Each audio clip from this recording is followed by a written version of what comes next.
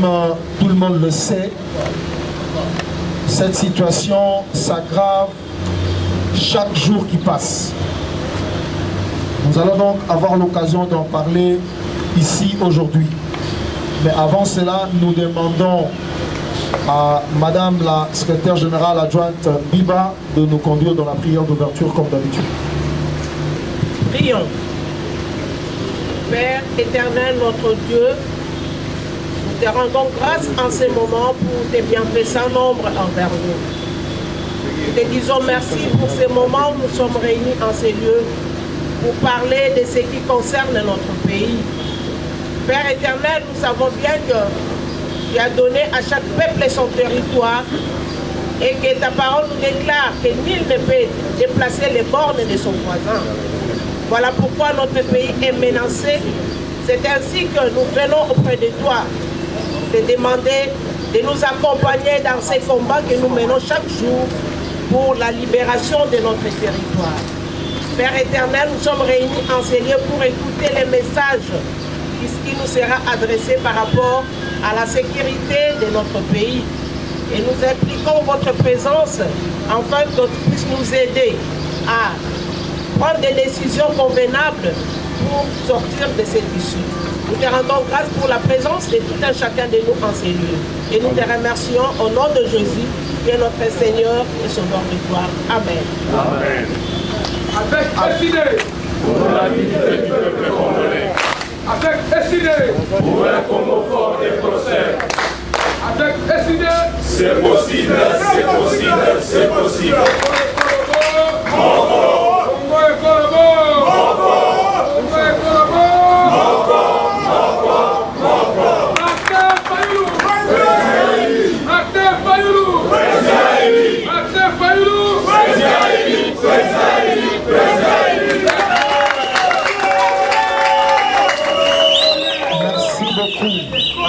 Le programme se présente de la manière suivante.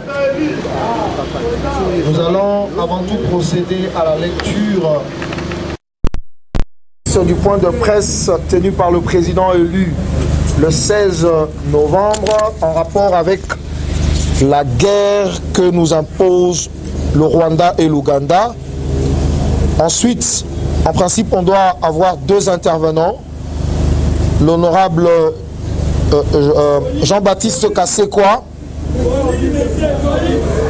Très bien.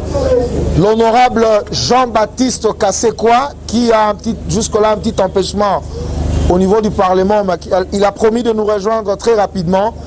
Et nous avons notre camarade Luc Malembe qui est là, qui va commencer avant que l'honorable Kassekwa n'arrive. Je vais donc procéder à la lecture du texte de point de presse tenu par le président élu le 16 novembre en rapport avec la guerre que nous impose le Rwanda et l'Ouganda. Point de presse en rapport avec la guerre que nous impose le Rwanda et l'Ouganda. La situation que traverse notre pays à ce moment est on ne peut plus grave. Il y a péril en la demeure et si nous n'y prenons garde, nous risquons d'être le dernier Congolais à avoir vécu en RDC dans ses frontières actuelles. Aujourd'hui, comme hier, les éléments des armées rwandaises et ougandaises, regroupés au sein d'une unité appelée M23, sèment la mort et la désolation dans le Nord Kivu, notamment à Bunagana, Kiwanja, Rutshuru, Rubare, Rumangabo, Rugari. Maintenant, ils avancent vers Goma. Cette situation a entraîné un exode massif de populations qui viennent s'ajouter à plus de 6 millions de déplacés internes déjà enregistrés dans l'est du pays, abandonnés et sans assistance, victimes de violations massives de droits humains. Il va sans dire que la RDC souffre de cette situation à partir de la première agression du Rwanda et de l'Ouganda sous le label de l'AFDEL en octobre 1996. Depuis, Le président du Rwanda, M. Paul Kagame, s'est érigé en faiseur de différents présidents qui se sont succédés à la tête de la RDC. C'est inacceptable.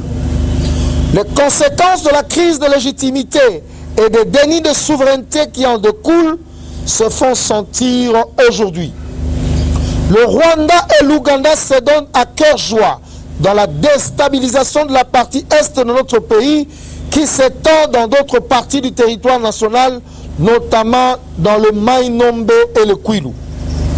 Cette déstabilisation est rendue possible, notamment par l'infiltration de toutes les institutions de la République. Et pour mieux contrôler la RDC, ses ennemis l'ont amené dans la communauté d'Afrique de l'Est. Il n'est plus un secret pour personne que M. Tshisekedi est arrivé au pouvoir grâce à M. Kabila et Kagame. Question. Quelle serait alors la motivation profonde pour M. Kagame aujourd'hui d'agresser M. Tshisekedi alors que ce dernier a reconnu lui avoir tout donné?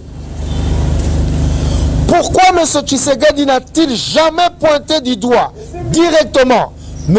Kagame en le désignant comme étant l'auteur principal de cette agression? Le discours c'est bon, mais qui est responsable du génocide congolais? Plus de 10 millions de morts depuis 1993 et de 6 millions de déplacés internes. Pourquoi le gouvernement de M. Tshisekedi n'a-t-il jamais saisi le Conseil de sécurité des Nations Unies pour que celui-ci déclare le Rwanda comme pays agresseur de la RDC? Pourquoi n'y a-t-il jamais eu de plainte auprès de la Cour internationale de justice à ce sujet? Il faut rappeler pourtant que lors de l'agression de la RDC par le Rwanda en 1998, les gouvernements de l'époque avaient porté plainte à la Cour internationale de justice pour actes d'agression contre le Rwanda et l'Ouganda. Mesdames et messieurs, les agresseurs ont décidé de mettre autour d'une même table le M23 et le gouvernement de fait de la RDC pour appliquer, une fois de plus, la recette de l'infiltration des institutions congolaises au moyen de l'intégration et du brassage. En réalité, le processus de Nairobi est un processus de validation de nouvelles frontières de territoires conquis en RDC par le Rwanda. Dans cette combine de Nairobi, il est prévu que M. Tshisekedi ramène un accord de cessez-le-feu qui, malheureusement, aura consacré l'occupation. C'est ce que j'appelle le fait accompli d'occupation. Et c'est cela le vrai but de cette guerre. En effet, M. Tshisekedi a signé de nombreux accords avec les pays qui nous agressent et aucun de ces accords n'a été révoqué.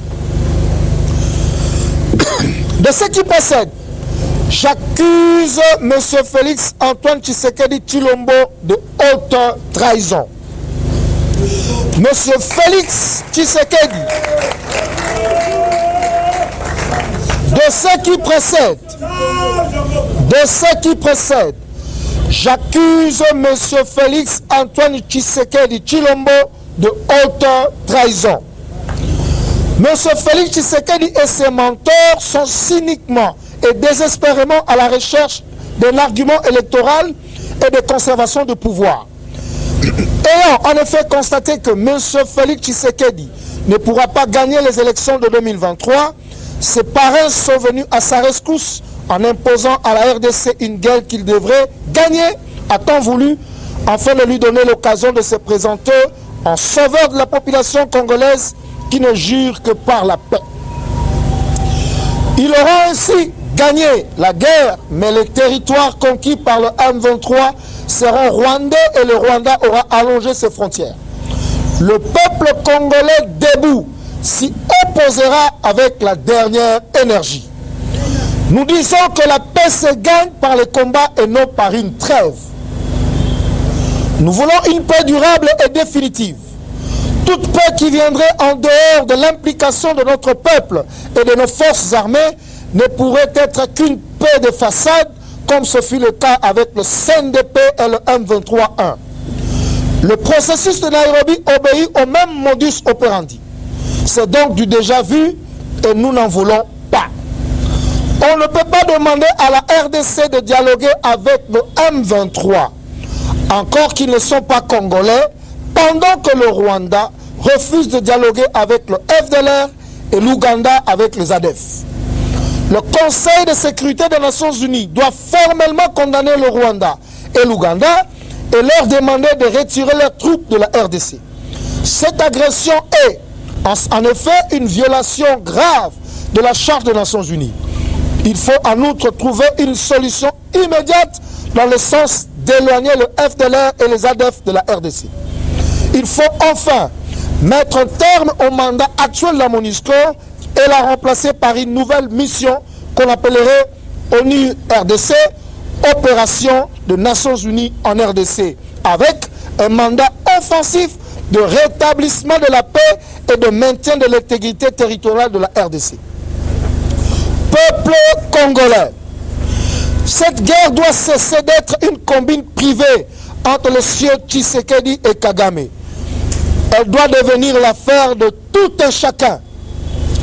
Tout Congolais doit être au combat, conformément à l'article 63 de la Constitution qui dispose que, je cite, « Tout Congolais a le droit et le devoir sacré de défendre le pays et son intégrité territoriale face à une menace ou une agression extérieure. » Que vous soyez au sud, au nord, à l'ouest, à l'est ou dans la diaspora, mobilisons-nous tous pour soutenir nos vaillants militaires qui se battent pour l'intégrité de notre territoire et prouvons au monde entier que le Congo est un, indivisible et il le restera.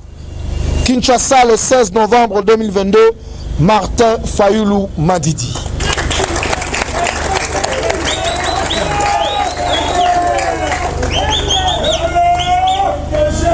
Voilà, je vais devoir passer la parole au secrétaire général.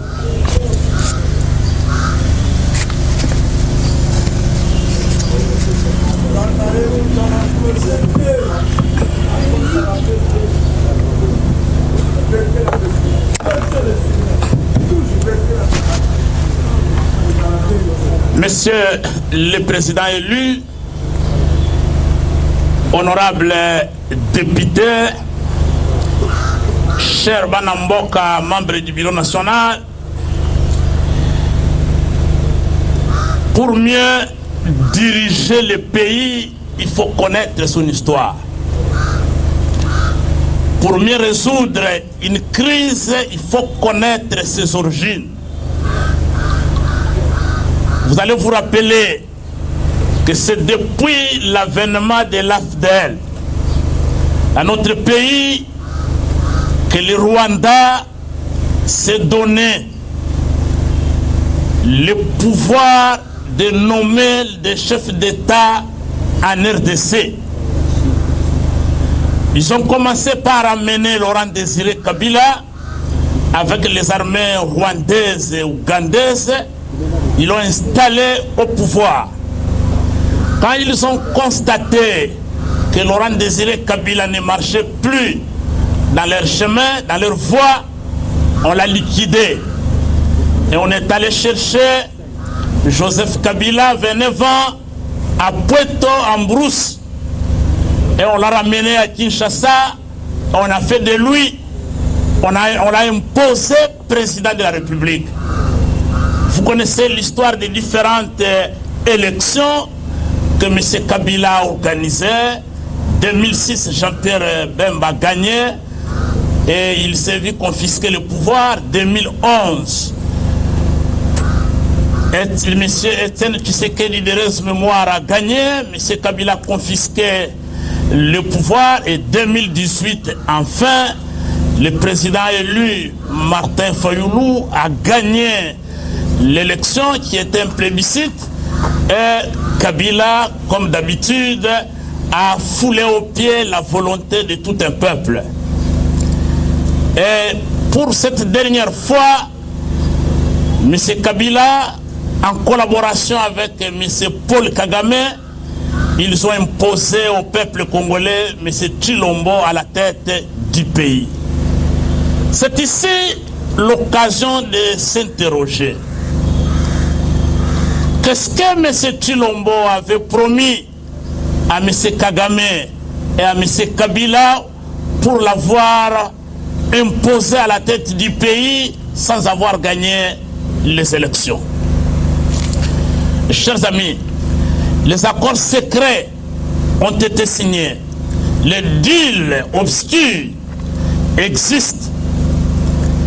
Voilà pourquoi nous avons une série d'accords dans les domaines économiques, dans les domaines financiers, dans les domaines de sécurité qui ont été signés par M. Tshilombo avec M. Kagame sans passer par le Parlement. Sans passer par le Parlement. Certains membres du gouvernement aussi ne sont même pas informés. Et comme si cela ne suffisait pas pour payer ses dettes à M. Kagame et à M. Kabila, il va imposer l'adhésion de notre pays à la communauté des États d'Afrique de l'Est. Et pourtant, comme tout le monde le sait, la RDC a vocation d'un grand pays au cœur de l'Afrique et en Afrique centrale. Voilà, M. Tshilombo, dans ses accords avec les États de l'Afrique de l'Est, va ramener, sur base des accords secrets, le M23 à Kinshasa pendant plus d'une année, logé à la Gombe. Et les accords secrets ont été signés. Mais comme ces accords ne sont pas faciles à appliquer, du fait que le contrôle citoyen que nous sommes en train d'exercer chaque jour, les pressions de la population ne permettent pas de faire certaines choses au grand jour. M. Kabila, M. Kagame, M. Museveni sont en train de monter des stratégies. Première année, deuxième année, d'abord je tiens à rappeler, nous avons passé 9 mois sans gouvernement alors qu'ils avaient prétendu gagner les élections.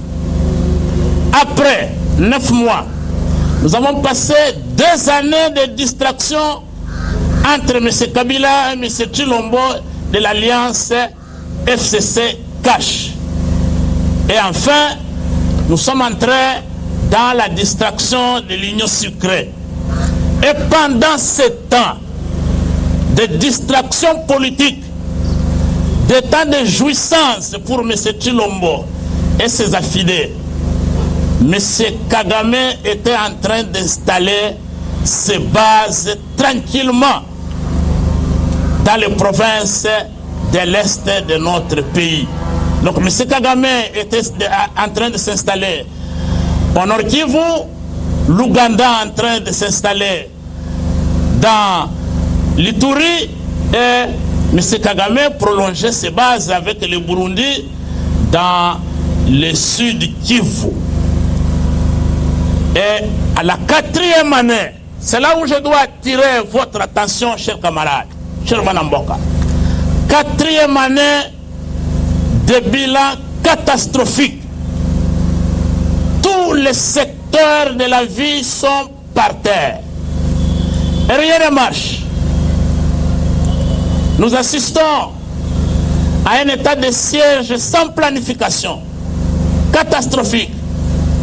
La gratuité de l'enseignement s'est volée en éclats. Rien n'est fait.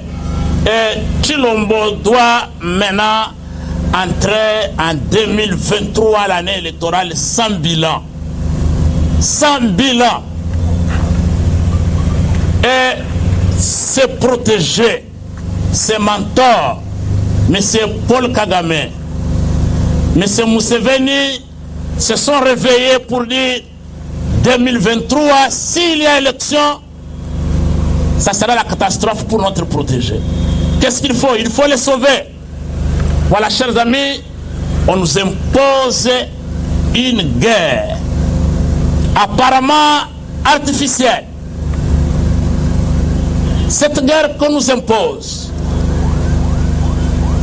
vous l'avez vu au retour du président de sa tournée, c'est une guerre qui ne doit être défendue officiellement que par le camp de M. Tshilombo. Tous les autres patriotes ne peuvent pas défendre le pays contre cette guerre. Et la guerre avance. On prend Bunagana. Les gens sont dans le bruit à Kinshasa. Rutshuru centre tombe. On prend Rumangabo, le plus grand camp militaire. Personne ne bouge. Et repli stratégique. Tshilombo est dans ce voyage. Il va assister à des petites conférences scientifiques à Londres. De Londres, il prend l'avion, il est au Ghana. Et du Ghana, il rentre à Kinshasa, il est en Bujumaï. Makutano. Il revient en Bujumaï, Makutano, il est en Tanzanie. De la Tanzanie, et finalement, chers amis, les Rwandais, les Ougandais sont à la porte de Goma, à 20 km. Et finalement, vous apprenez qu'on est allé déterrer les accords de Nairobi, le processus de Luanda. Ça signifie quoi tout ça? Maintenant que les Rwandais sont à la porte de Goma, dans leur stratégie, ils vont ramener M. Tshilombo au Kenya, à Nairobi. Et de là, on va sortir avec un cessez-le-feu, assorti des conditions. Cessez-le-feu, intégration des Rwandais déguisés à M23 dans notre armée, dans les institutions politiques, dans les portefeuilles.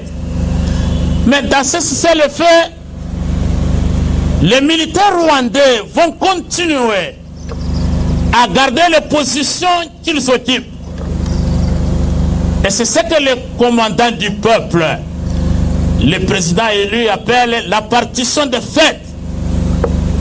À ce moment-là, chers amis, la balkanisation, quand le président nous disait il y a 3 ans que M. Kabila a laissé la balkanisation de notre pays à 50%, et en une année, Tshilombo l'a fait avancer à 70%.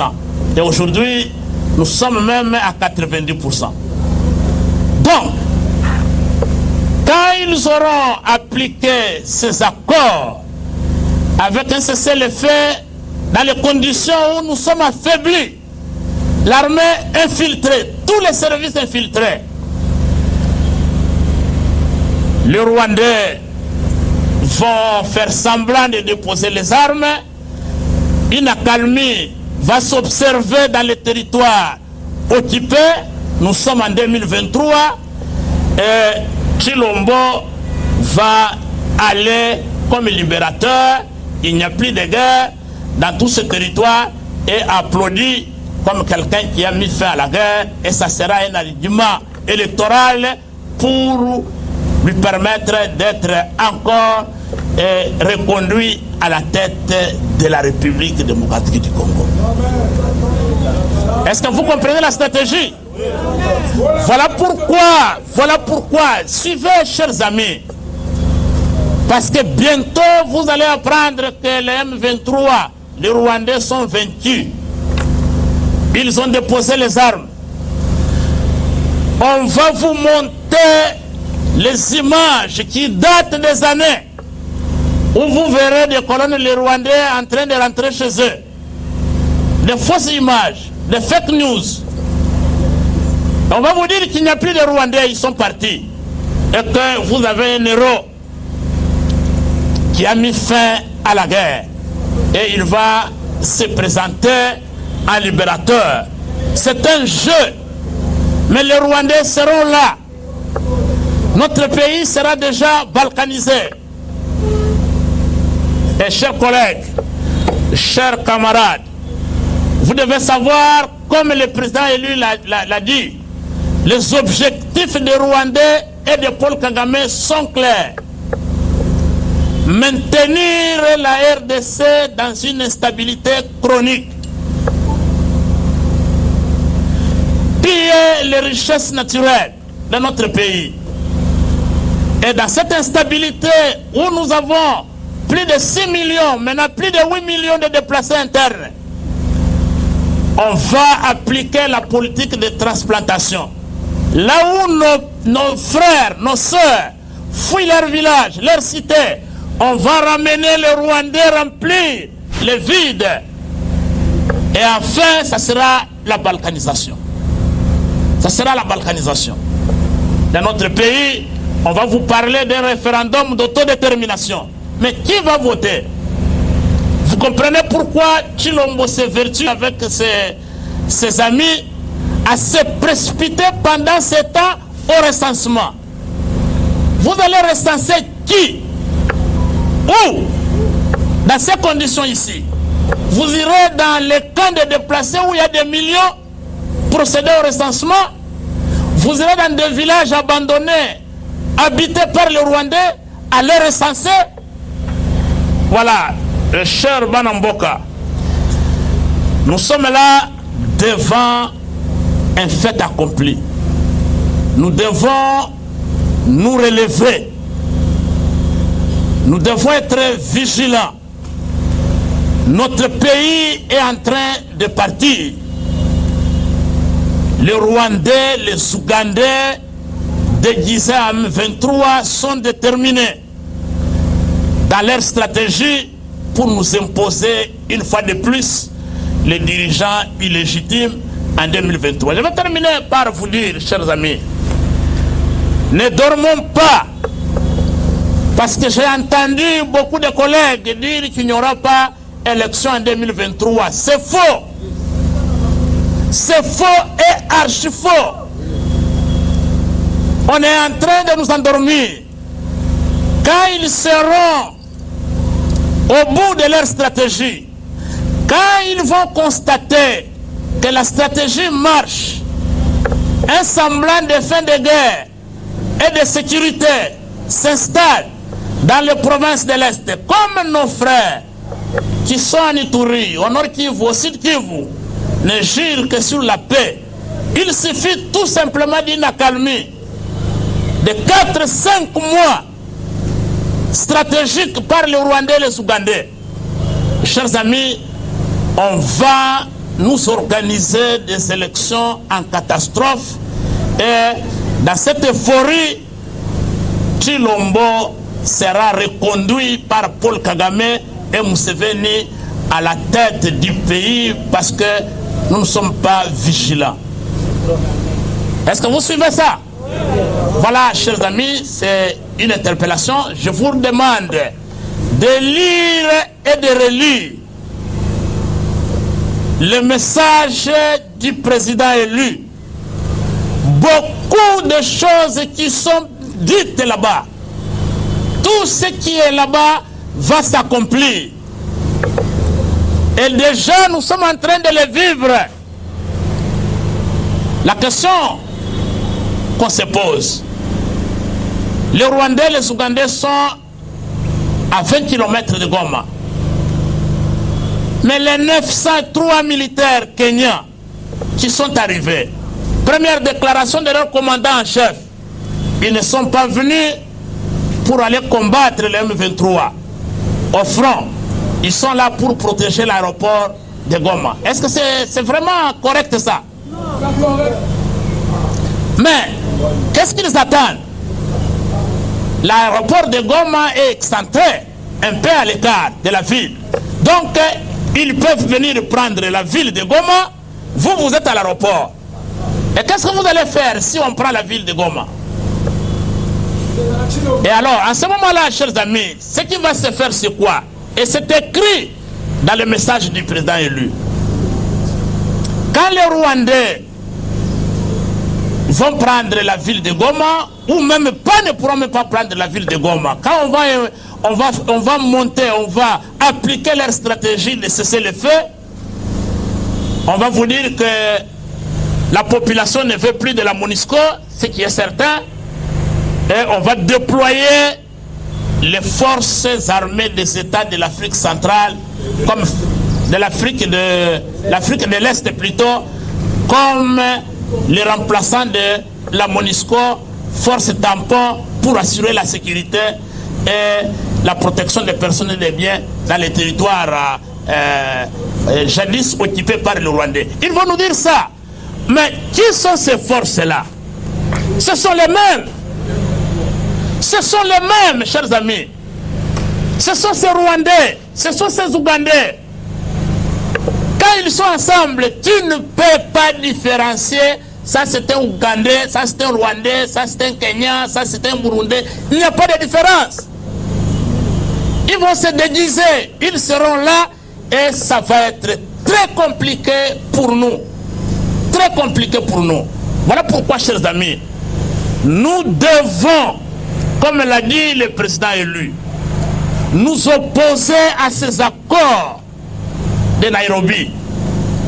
Nous n'en voulons pas. Nous devons continuer à nous opposer à l'adhésion de la RDC, de cette communauté des États de l'Afrique de l'Est. Nous n'en voulons pas. Quelqu'un m'a dit, qu'est-ce que vous entendez par l'irresponsabilité? J'étais clair. Si vous vous considérez comme père de famille, vous vous considérez comme parent, vous êtes attaqué par un voisin qui vous agresse, et tout d'un coup, vous vous réveillez le matin, vous prenez vos enfants, vous allez les amener dans la maison du voisin agresseur. Est-ce que vous êtes responsable? Non. Tout le monde sait très bien que dans la communauté des États de l'Afrique de l'Est, l'Ouganda et le Rwanda pèsent énormément. Et ce sont les deux pays agresseurs qui ont des visées expansionnistes dans notre pays. Paul Kagame ne jure que d'offrir au Rwanda la province du Nord et du Sud Kivu avant sa mort. Et il enseigne ces notions aux jeunes Rwandais dès l'école maternelle. Que c'est leur terre, le Nord Kivu et le Sud Kivu. Mais vous prenez notre pays, vous allez le faire adhérer à cette communauté dont les acteurs principaux sont les agresseurs de la RDC. Est-ce que peut-on dire que ce monsieur est responsable? Non, nous sommes livrés. Nous sommes livrés à la loi de la sélection naturelle. Et ce n'est pas sérieux.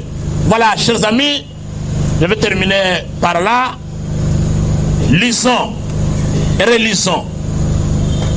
Nous devons nous documenter, être aguerris et comprendre ces messages-là. Et chaque jour qui passe, quand nous suivons les formations, nous regardons par rapport à l'évolution. Qu'est-ce que le président élu avait dit par rapport à ce qui se passe là-bas? Vous trouverez une évolution, une concordance et vous comprendrez comment vous devez vous comporter. Je vous remercie. Avant de passer la parole à Mwanamboka Luc Malembe, parce que le secrétaire général nous a exhorté de lire et de relire le message du président, je vais juste relire une phrase et je voudrais que nous puissions retenir cette phrase-là. Je cite, le président élu dit « Cette guerre doit cesser d'être une combine privée entre les cieux Tshisekedi et Kagame. Elle doit devenir l'affaire de tout un chacun. Likambo ya ba Congolais, nyonso. Il s'agit de notre pays et nous devons nous lever pour défendre la terre de nos ancêtres. » Voilà, je vais donc devoir passer la parole à Mwanamboka Luc Malembe pour qu'il nous brosse la situation sécuritaire actuelle au niveau du nord et sud Kivu, mais aussi à l'Ituri. Camarades, vous avez la parole. Merci beaucoup. Je vais commencer rapidement par la situation du Nord Kivu. Comme vous savez, les rebelles les Rwandais, Ougandais qui sont camouflés au sein du M23 restent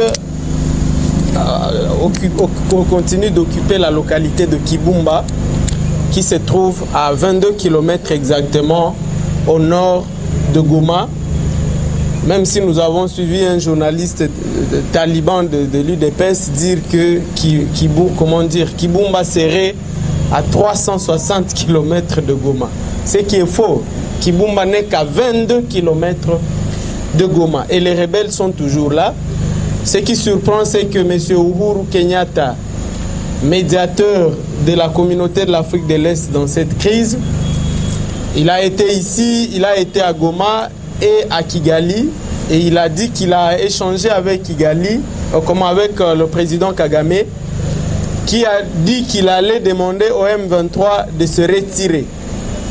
En tout cas, jusqu'à notre connaissance, les rebelles du M23 ne se sont pas retirés d'un seul centimètre.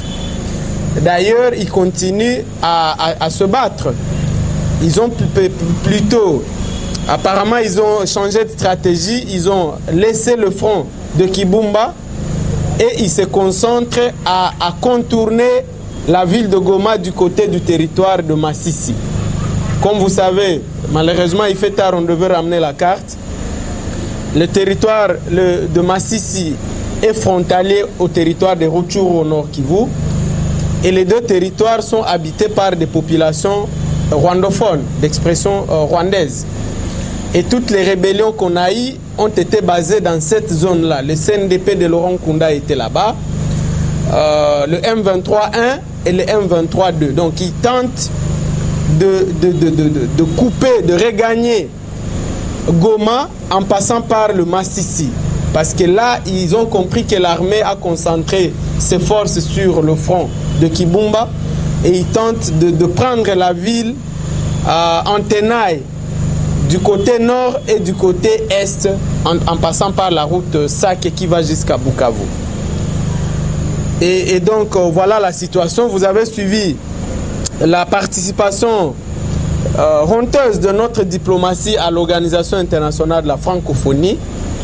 Ces jours-là, le président élu a écrit un tweet pour dire si l'OIF, la francophonie, termine son sommet à Djerba en Tunisie sans condamner l'agression de notre pays par le Rwanda, alors notre pays n'aura plus de raison de rester dans cette organisation. Et exactement, si vous avez lu le communiqué final, encore que d'abord, on nous a insultés en reconduisant la Rwandaise Madame Mushikiwabo comme secrétaire général de l'OIF, une preuve que notre diplomatie ne fonctionne vraiment pas avec la gestion de M. Tshisekedi. Et ensuite, le communiqué final n'a pas condamné de manière ouverte l'agression de notre pays par le Rwanda. Vous avez même suivi des sénateurs congolais ici qui ont demandé carrément que nous puissions adhérer, demander l'adhésion en tout cas aux pays anglophones, au Commonwealth, et d'introduire l'enseignement de l'anglais beaucoup plus chez nous et de voir comment migrer vers l'anglais. Parce que nous sommes le plus grand pays francophone du monde, mais pratiquement on ne nous respecte pas dans cette organisation. Vous avez suivi le président Macron de la France qui demande un retrait progressif des rebelles du M23. Nous ne les appelons pas des rebelles, des Rwandais et des Ougandais du M23. Un retrait progressif, ça veut dire quoi? Des pays agresseurs occupent notre territoire. Nous voulons qu'ils partent tout simplement. Et on nous demande un retrait progressif. Il faut aussi ajouter que selon le plan de la force régionale, c'est que s'il y aura retrait du M23, ce n'est pas notre armée qui va immédiatement occuper les terres ou les villages où les M23 vont se retirer. C'est plutôt la force du Kenya, de l'Ouganda qui vont s'interposer. Donc c'est un danger que nous sommes en train d'aller lentement mais sûrement vers la balkanisation de notre pays. Comment des pays agresseurs se retirent? On ne veut pas que notre armée récupère notre territoire et exerce sa souveraineté. Non, c'est une force du Kenya où nous savons déjà que le Kenya, l'Ouganda sont alliés au Rwanda. Vous comprenez qu'on est en train de nous amener lentement mais sûrement vers la balkanisation de notre pays sous le régime de M. Tshisekedi. Parce que nous savons, moi j'ai lu, je vous recommande aussi de lire l'accord que le gouvernement de M. Kabila avait signé en 2013 avec le M23. Vous vous rappelez qu'en 2013, lorsque notre armée a vaincu militairement les M23, les M23 ont fui les uns au Rwanda, les autres en Ouganda. Mais nous ne savons pas par quelle magie Kabila va encore signer des accords avec des gens qui venaient d'être frappés. L'article 4 de cet accord, les M23 demandaient au gouvernement congolais de tout faire pour entrer dans l'EAC. Cette histoire de l'Organisation des États de l'Afrique de l'Est, où M. Tshisekedi nous a amenés aujourd'hui. Vous avez suivi le secrétaire général qui a rappelé que les M23 ont fait 18 mois en 2019, alors qu'ils n'occupaient pas un seul centimètre de notre pays. Ils étaient en exil, mais quand Tshisekedi arrive au pouvoir, il les fait venir, il les fait loger à l'hôtel du fleuve ici pendant 14 mois. Qu'est-ce qu'ils sont venus faire? Qu'est-ce qu'ils sont venus se dire alors qu'ils n'occupaient aucun centimètre de notre pays? Est-ce que c'est là qu'ils s'étaient dit que ils ont demandé à Tshisekedi d'appliquer leurs accords là qui demandaient de nous amener dans cette organisation des armées agresseuses qu'on appelle EAC? Le président élu a rappelé dans son communiqué que l'armée ougandaise avait été condamnée par la Cour internationale de justice. D'ailleurs, le montant était de plus de 10 milliards. Quand Tshisekedi arrive, aujourd'hui, on nous parle de 300 millions. Nous ne savons pas par quelle magie, même le montant a disparu pour rester 300 millions. Donc, au moins, l'armée ougandaise a été condamnée. Comment vous pouvez amener une telle armée encore chez nous et dire qu'elle va nous ramener la paix? L'autre cacophonie de ce régime, il y a une unité de l'armée ougandaise qui est ici depuis une année. Ils étaient arrivés depuis le 30 novembre dans ce qu'ils ont appelé mutualisation de forces avec les FARDC. Ils sont en Ituri, ils sont à Beni au Nord Kivu, ils tournent les pouces. Ils n'ont même pas combattu les ADF, ils n'ont rien fait. Mais on va amener une autre unité dans la même armée dans le cadre de la force régionale. Expliquez-moi ça. Une seule armée, mais une unité est pour une mission, une autre unité pour une autre mission. Quelle cacophonie. Quel genre de diplomatie ça qu'on est en train de faire ici? Aussi, je termine par là, notez que tout le monde aujourd'hui demande à M. Tshisekedi de négocier avec le M23. Que ce soit l'ONU, que ce soit l'Union africaine, que ce soit CAC, que ce soit c'est pas qui, tout le monde lui demande de négocier. Les négociations devaient se faire le 21 ici à Nairobi. Nous apprenons qu'on les a reportés au 26. Mais dans l'entretemps, il y a Luanda aussi qui les attend. Mais nous sommes incapables, Tshisekedi et son gouvernement et sa diplomatie faible sont incapables de dire « Ok, vous voulez que moi je négocie avec les M23 », que Kagame aussi accepte de négocier avec les FDLR, qui sont des Rwandais. Les FDLR ne sont pas des Congolais, ils sont ici. Ça fera presque 26 ans qu'ils sont ici. Je veux vous rappeler que les vieux papas et femmes, les vieux hommes et femmes Hutus qui ont fui le Rwanda en 1994 accusés d'avoir fait le génocide. Si ces gens avaient 30 à 40, est-ce qu'ils existent encore ces gens? La plupart sont déjà morts dans les forêts congolaises. Les FDLR qui existent aujourd'hui, c'est des jeunes gens qui sont venus à l'âge de 5 ans, de 2 ans et d'autres qui sont nés ici. Est-ce qu'ils ont commis le génocide? Est-ce qu'ils n'ont pas le droit de rentrer dans leur pays? Mais M. Tshisekedi n'est pas capable de dire à Kagame, toi aussi, prenez les FDLR, allez chez vous, trouvez des solutions négociées et puis c'est tout. M. Tshisekedi n'est pas capable de dire à Museveni, monsieur, vous aussi prenez les ADF, qui sont des rebelles ougandais, et d'aller négocier, régler vos problèmes là chez vous. Il est incapable. Il n'y a que nous à qui on demande de négocier avec des étrangers, des Rwandais et des Ougandais, de les intégrer encore dans notre armée, d'infiltrer davantage notre armée, de les donner des postes dans le gouvernement, de leur donner des postes dans tous les services de l'État, dans les renseignements militaires et civils, et de nous affaiblir indéfiniment. Il n'y a que nous à qui on demande ça. Mais nous n'avons pas de diplomatie pour dire, vous aussi négociez avec vos rebelles qui sont chez nous. Nous sommes incapables. Donc voilà pourquoi le message du président Eli est très important lorsqu'il dit que cette guerre est artificielle. Il faut vraiment noter ce terme. Cette guerre, c'est M. Tshisekedi et ses amis Kagame, Museveni qui ont créé ça. Aujourd'hui, c'est des femmes et des enfants innocents qui payent le prix. Il faut que les Congolais le sachent. Et que les Congolais disent à Tshisekedi qu'il gagne cette guerre ou qu'il la perde, il va partir en 2023. Ça doit être dit clairement. Il ne faut pas que Tshisekedi croie qu'il va simuler une guerre. Il fait tuer les Congolais et demain il fait semblant de la gagner et les populations de l'Est vont le lire. Il s'est trompé. Moi je suis de l'Est, il s'est trompé. 2023, Tshisekedi part, qu'il monte, qu'il descende. Merci beaucoup. Merci beaucoup, camarade Luc Malembe. Comme l'honorable Kassekwa n'est pas encore là, nous allons donc passer à l'étape de questions. Ceux qui ont des questions peuvent déjà avancer. Questions d'éclaircissement, complément d'information. Vous savez aussi que dans les deux provinces du Kwilu et de Maïndombe, l'insécurité continue. L'honorable Mambo devait aussi intervenir, mais il est empêché.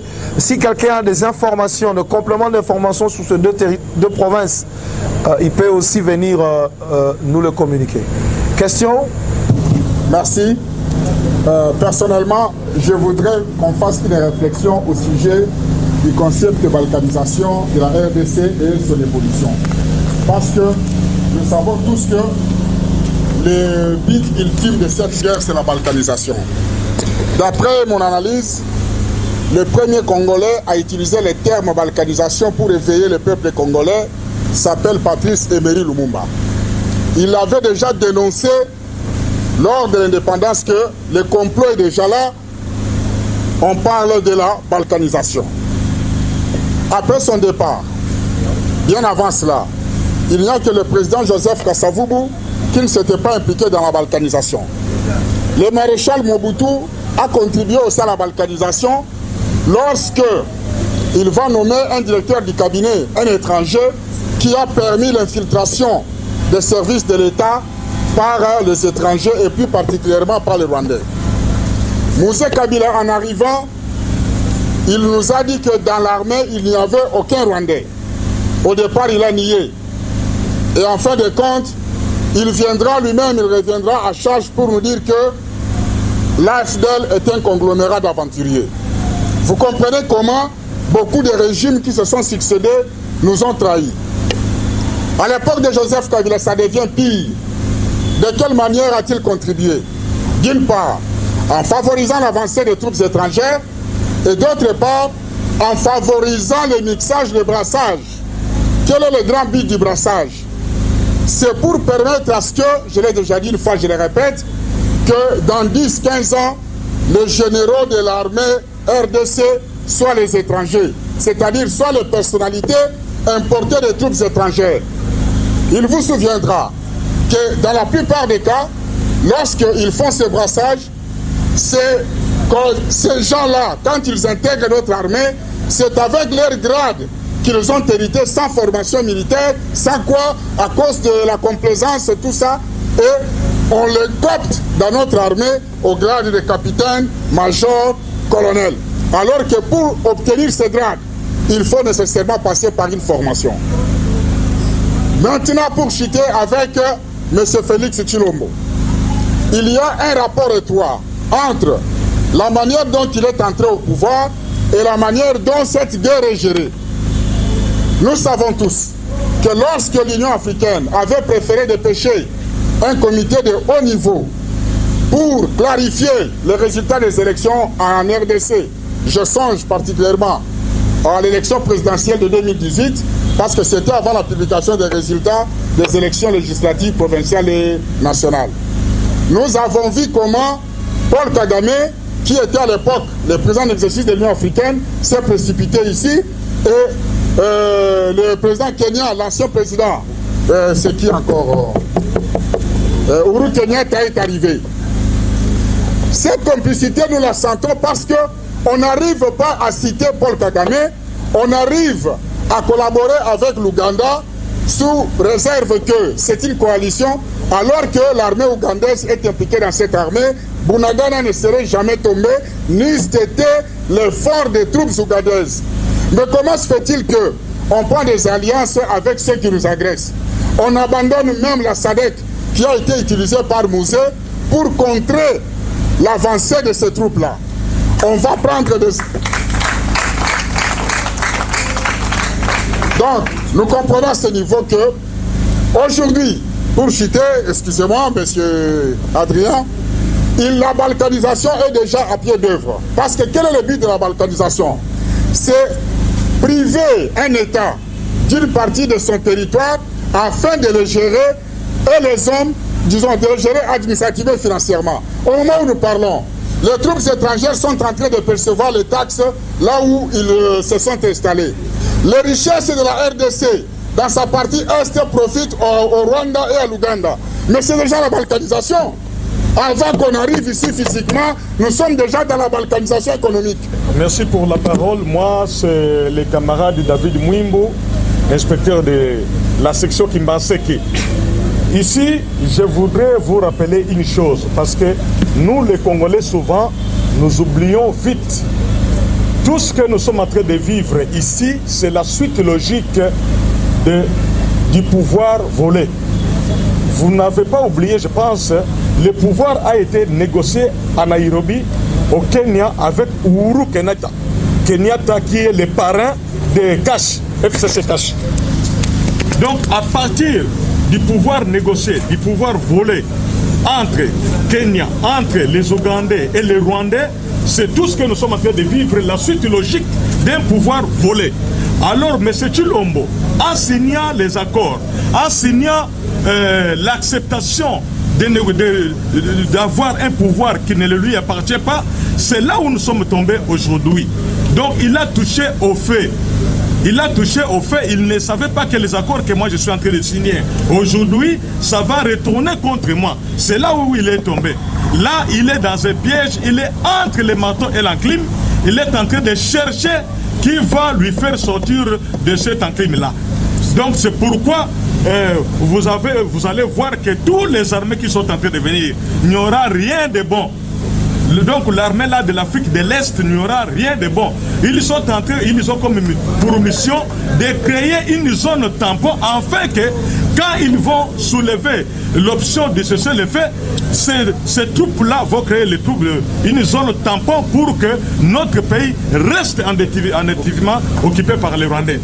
Voilà, donc c'est ça que vous êtes en train de remarquer. Tous les arrangements là, tous les armées là qui sont en train de venir sur nous, donc ça ne produira rien et de nul effet. Merci beaucoup, je vous remercie. Chers camarades, je crois que je dois rappeler une chose. Le conseil du secrétaire général, faisons un effort de lire et de relire le message du président élu. Je crois que tout est dedans. Faisons cet effort-là, s'il vous plaît. Question?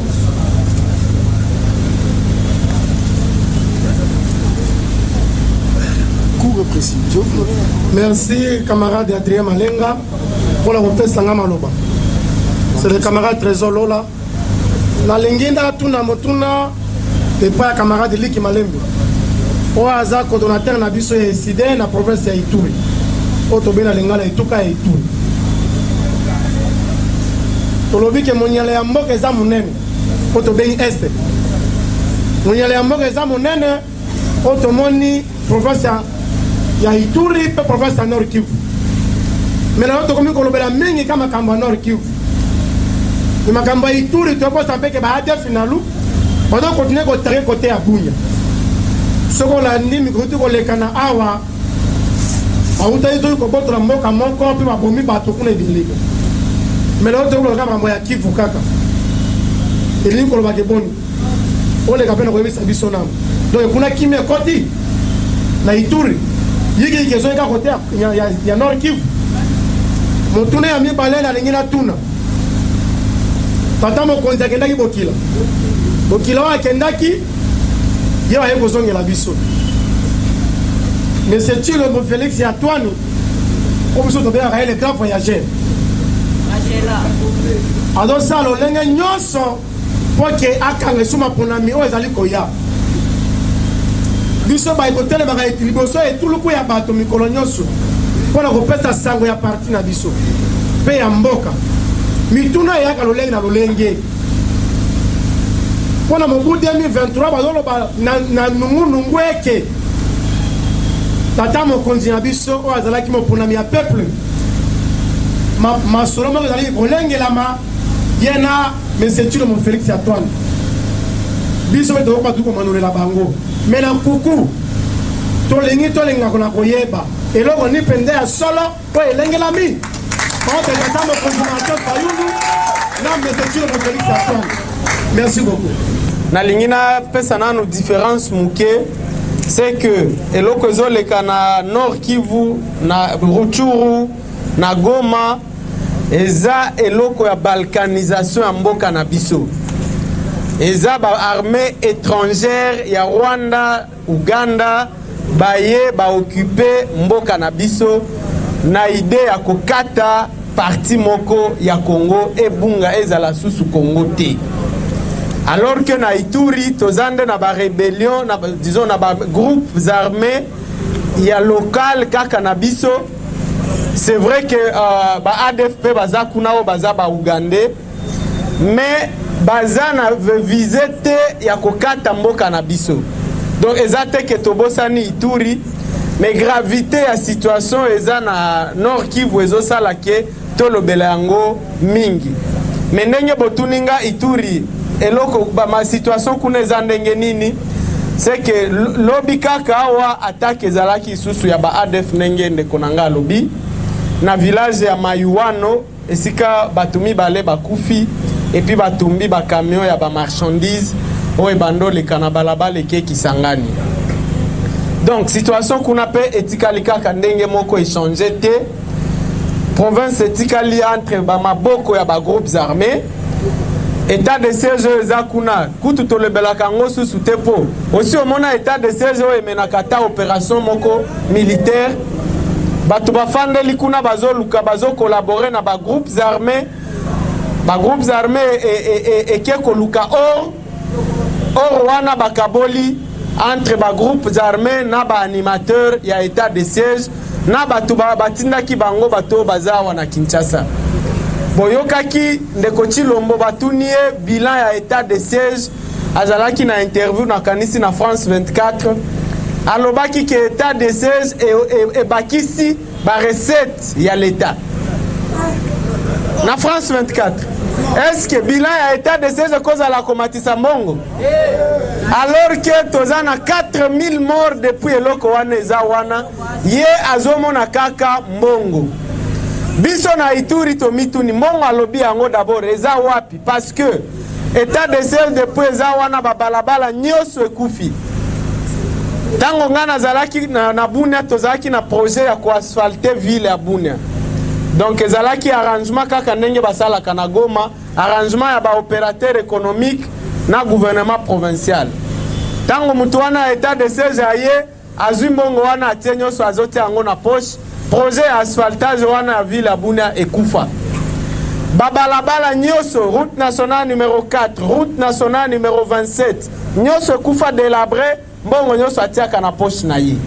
Mais ndenge nini Chilombo koloba ki état de siège e bakisi ba recette. Ba recette wana eza wapi? C'est que ezande na poche na ye na mutu atindaki kuna. Donc nde situation eza kuna. Situation e bebi na kobeba. Mais il faut boyer que l'eau ezoleka na Nord Kivu eza dangereux parce que eza ya ko balkaniser mboka na biso. Biso na Ituri tozana ba groupes armés locaux ezo occupé à ta village mon côté qui était ba administration na bango netième 23.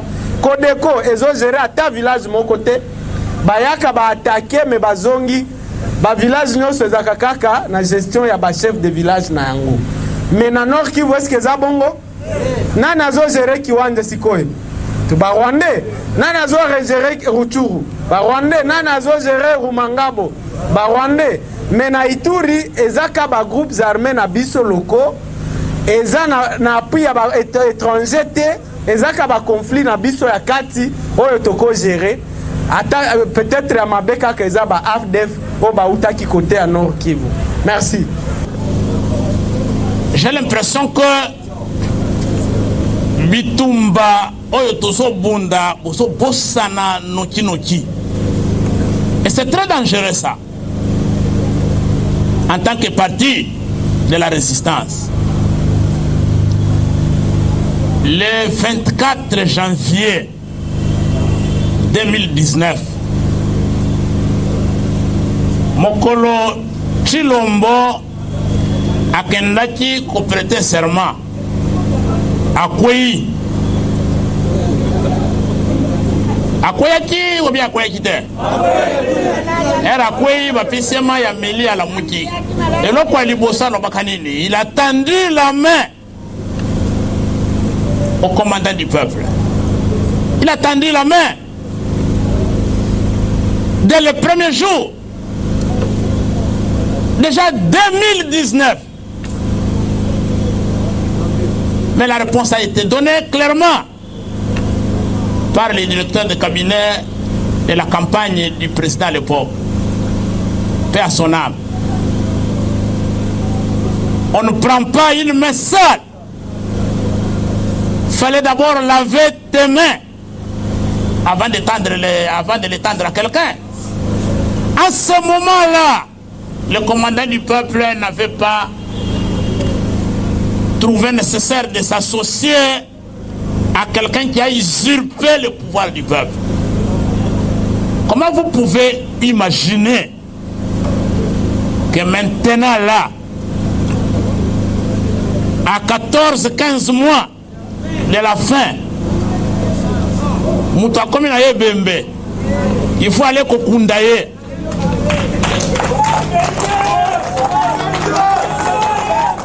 Et c'est à ce moment ici que vous là, ici, les véritables résistants, vous commencez à douter et à croire à ce qui se raconte. Non, chers amis, en réalité, nous étions tous avec vous au point de presse du président. Monsieur Olengankoy a demandé d'être reçu par le président. Mais le président Martin Fayulu, il est le président élu. Il a la responsabilité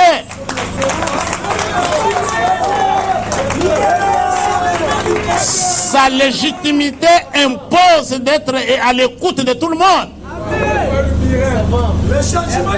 Il a reçu plusieurs acteurs politiques nationaux. Vous avez vu l'ancien Premier ministre Matata Ponyo, vous avez vu le prix Nobel Dr Mukwege et tant d'autres. Les diplomates défilent voir le président élu. Mais il a dit, venez Olenga, je vais vous écouter. Olenga est arrivé. Comme tout le monde, il a fait le constat que le pays est en train de partir, comme nous le disons ici. Et qu'il était temps que nous puissions nous réveiller, nous retrouver pour sauver le pays. Et notre réponse était claire. Moi, j'ai participé personnellement à cette rencontre, du début à la fin. Et chers amis, Maman Chantal Mouboni, secrétaire national de l'ESID chargé de la communication, à l'ETI, a eu une vérité. Elle était là, elle a participé à cette rencontre. Il n'a jamais été question que le président élu a kende kokuta na bango mibale na Chilombo. Jamais ça.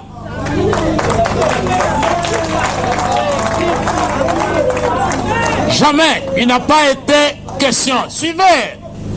Quand il a fini à faire le constat que nous faisons ici, nous tous, et qu'il a émis le vœu qu'on se retrouve pour sauver le pays, Nous lui avons dit clairement,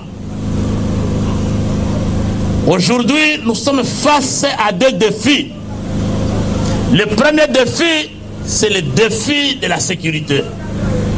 L'intégrité territoriale de notre pays est menacée. La vie de nos compatriotes aujourd'hui en train d'être fauchée chaque jour. C'est le premier défi. Deuxième défi, ce sont des problèmes politiques. Le processus électoral. La Constitution a prévu que 5 ans après, nous devons organiser les élections. Mais face à ces deux défis, il est question que les parties prenantes se retrouvent. Et cette revendication du président élu date de mars-avril 2019 dans la proposition de sortie de crise. Les parties prenantes sont connues.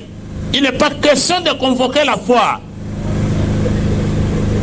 Vous avez la Mouka, aujourd'hui, le coordonnateur en exercice, c'est le président élu. Vous avez le FCC, vous avez l'Union sacrée et vous avez la société civile. Alors, les 4 parties prenantes se retrouvent autour de la table à l'aide d'un facilitateur, un sage. Il peut être un compatriote congolais, ça peut être un sage africain ou bien au niveau des Nations Unies. On nous met, on discute. Mais s'il faut parler du pays, il faut que ceux qui ont signé les accords obscurs, les accords compromettants, aient le courage de dire aux autres Congolais ce qu'ils ont signé, ce qu'ils ont pris comme engagement. Comment peut-on défendre le pays sans qu'on sache ceux qui ont compromis la sécurité du pays, qu'est-ce qu'ils ont fait? Est-ce qu'ils auront ce courage? S'ils ont ce courage, face aux parties prenantes autour de la table, avec un facilitateur neutre, nous serons sur la table pour parler et sauver le pays. Voilà, chers amis, l'essentiel que vous devez retenir. Cette guerre doit cesser d'être une combine privée entre les cieux Tshisekedi et Kagame. Elle doit devenir l'affaire de tout un entre les cieux Tshisekedi et Kagame. Elle doit devenir l'affaire de tout un chacun. Tout Congolais doit être au combat. Conformément à l'article 63 de notre Constitution qui dispose que tout Congolais a le droit et le devoir sacré de défendre le pays et son intégrité territoriale face à une menace ou une agression extérieure. Devoir sacré. Que vous soyez au sud, au nord, à l'ouest, à l'est ou dans la diaspora, mobilisons-nous tous pour soutenir nos vaillants militaires qui se battent pour l'intégrité de notre territoire et prouvons au monde entier que le Congo est indivisible et il le restera. Nakomekana lingala kolobaboye bitumba oyo esengeli ezala kaka te likambo oyo esalami na nkuku katikati na Monsieur Tshisekedi na Monsieur Kagame mpo na bakor na bango boyokani na bango tolongola yango ekozala su likambo na bango te koma likambo ya biso bakongolais oyo ezali nde likambo ya mabele ya bakoko na biso. Congolais nyonso ifo ozala na bitumba ya mabele ya bakoko kolandisama article 63 ya mobekoli konzi ya mboka na biso oyo elobi ete mwana ya Congolais nyonso, mwana ya Congo nyonso azali na nguya to pe ndingisa ya kobatela mabele ya mboka pe na bonyele nango nyonso na etando nango nyonso soki mabele ya mboka to mpe mboka ezali menase na kati to mpe na bato ya libanda. Ata ozali na nord na sud na nord na west, ata ozali na mboka bapaya, esengeli biso nyonso totelema mpo na kozala nsima ya mapinga na biso ozali kobunda mpo na kobatela mabele ya bakoko mpe totalisa na mokili mobimba ete Kongo ekolobo moko, Kongo ekokabwana te mpe ata mokolo moko ekotikala kosalema te. Je crois que je me suis débrouillé en lingala. Voilà, alors, donc avant qu'on puisse clôturer, j'aimerais quand même, comment dire, informer au président élu, mais aussi au secrétaire général et aux membres du parti ici présents, que nous avons un membre qui a voulu faire un don au parti, parce que, comme vous le savez, chaque mardi, nous sommes ici pour parler de la sécurité dans notre pays, mais aussi nous avons énormément de réunions dans la semaine. Et ses camarades ont voulu faire un don au parti, un don de chaises. C'est un premier lot, un deuxième lot viendra. Je vais quand même, avec votre permission, demander au secrétaire général de recevoir symboliquement ce don. J'appelle donc le docteur Achille Mosengele. Il est là. Docteur Achille Mosengele. Il a fait un don de 35 chaises au parti. Si, de manière symbolique, Papa Bob, prenez une chaise. Prof Bob, prenez une chaise. Comme ça, de manière symbolique, le docteur Mosengele va remettre le chaise au secrétaire général. Voilà. Exemple, mon aîné.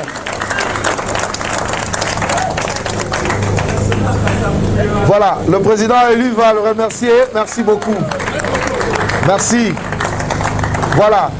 Et il a dit que c'est juste un premier lot et les autres lots Koyasima. C'est un exemple que nous devons suivre nous tous. Voilà. Monsieur le président élu, monsieur le secrétaire général, cher honorable député, cher Balamboka, je crois que nous sommes arrivés à la fin de notre programme. Sur ces, je vous prie de vous lever et nous demandons encore une fois de plus à madame la secrétaire générale adjointe de nous conduire dans la prière de clôture.